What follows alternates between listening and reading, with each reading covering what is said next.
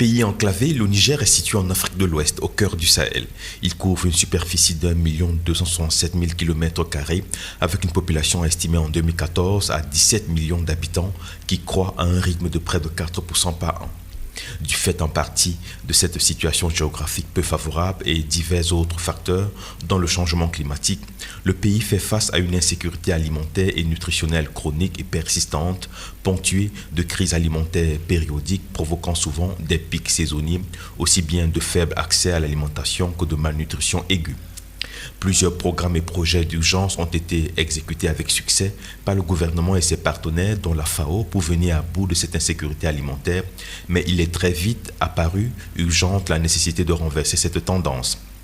Pour réduire les impacts des crises sur les populations et sur leurs moyens d'existence et ainsi lutter contre leur vulnérabilité, le Niger a mis en place en 2012 l'initiative pour la sécurité alimentaire, nutritionnelle et le développement agricole durable appelée « Les Nigériens nourrissent les Nigériens ».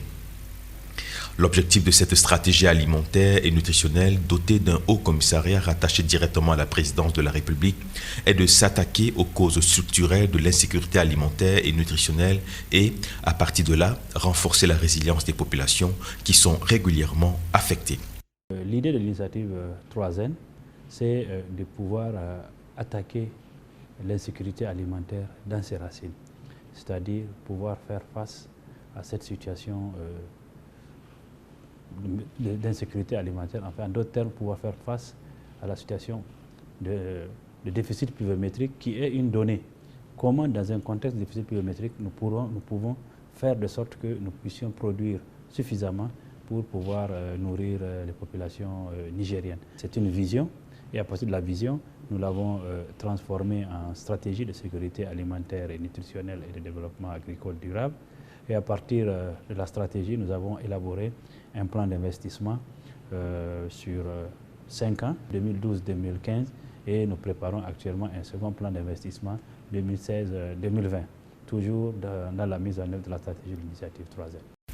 C'est dans ce contexte que les pays de l'Afrique de l'Ouest et du Sahel, organisés au sein de l'UEMOA et de la CEDEAO, en étroite collaboration avec les partenaires techniques et financiers, ont lancé l'Alliance globale pour les initiatives de résilience au Sahel et en Afrique de l'Ouest. Cette initiative vise à mobiliser de façon coordonnée et à accompagner les politiques régionales et nationales en appui au renforcement de la résilience des populations vulnérables à l'insécurité alimentaire et nutritionnelle.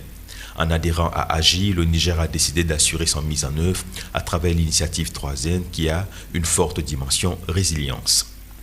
Le Niger a aussi adhéré à d'autres initiatives, tant régionales qu'internationales, dont Scaling Up Nutrition et Renewed Effort Against Child Hungry, en privilégiant la multisectorialité et en consolidant le partenariat avec les institutions nationales, la société civile et les agences du système des Nations Unies participantes à l'initiative REACH. Selon le dernier rapport de la FAO publié en 2013 sur l'état de l'insécurité alimentaire dans le monde, l'Afrique subsaharienne a le taux de prévalence de sous-alimentation chronique le plus élevé au monde, en dépit des progrès amorcés durant les 2 dernières décennies pour réduire la malnutrition.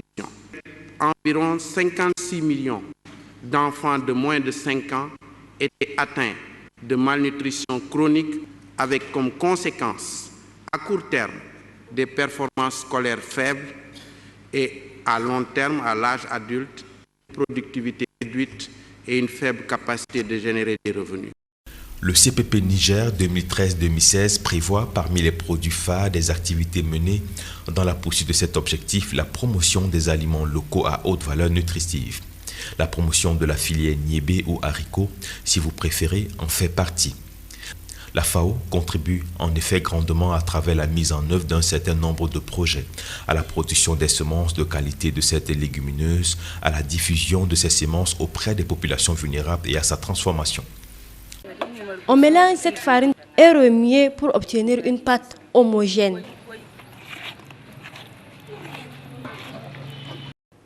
Après avoir préparé le four, il faut laisser l'huile chauffer quelques minutes.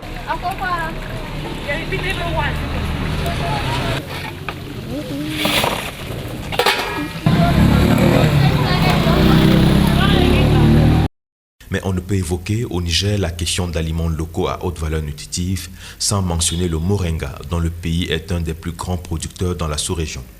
Dans la région de Maradi, au centre-est du pays, la filière de cette plante magique occupe en tout temps de milliers de personnes, surtout dans le bassin du Goulbi, où le moringa est roi et occupe 73 des 505 hectares du périmètre aménagé de Giratawa. On y cultive principalement la variété locale PKN1, très appréciée pour son goût et la nature de ses feuilles. Il est souvent associé à d'autres cultures telles que le manioc, le maïs, etc. Sur une aire de ce périmètre, une association de femmes transforme le moringa de deux manières. Le séchage des feuilles à l'ombre qui sont ensuite transformées en poudre pour diverses utilisations. Le séchage au soleil des feuilles fraîches et bouillies. Les produits issus de ces deux modes de transformation sont destinés à la consommation locale, mais aussi à l'exportation vers d'autres marchés de la sous-région. Les femmes qui s'occupent généralement de sa transformation en tirent de grands profits qui se chiffrent à des centaines de milliers de francs CFA par an. Comme en témoigne Madame Rabi Mani, présidente de l'association des transformatrices de moringa de Giratawa. Nous rendons grâce à Dieu par notre activité de transformation du moringa. Nous satisfaisons nos besoins alimentaires, mais aussi nos besoins sociaux, dont l'éducation de nos enfants. Leur souci majeur, selon elle, reste la formation et l'encadrement en vue de maîtriser les techniques de transformation qui restent encore rudimentaires. Il faut tout de suite signaler que la FAO n'apporte pas pour le moment un appui direct à la filière moringa à Maradi. Ce qui n'empêche pas le directeur de l'aménagement hydro-agricole de Giratawa, M. Ibrahim Omar, de rappeler que son site a bénéficié et continue de bénéficier indirectement de l'appui de la FAO, puisque ses exploitants reçoivent encore des intrants de la FAO, tels que les semences de maïs, de pommes de terre, de niébé, du mil, des kits maraîchers, etc.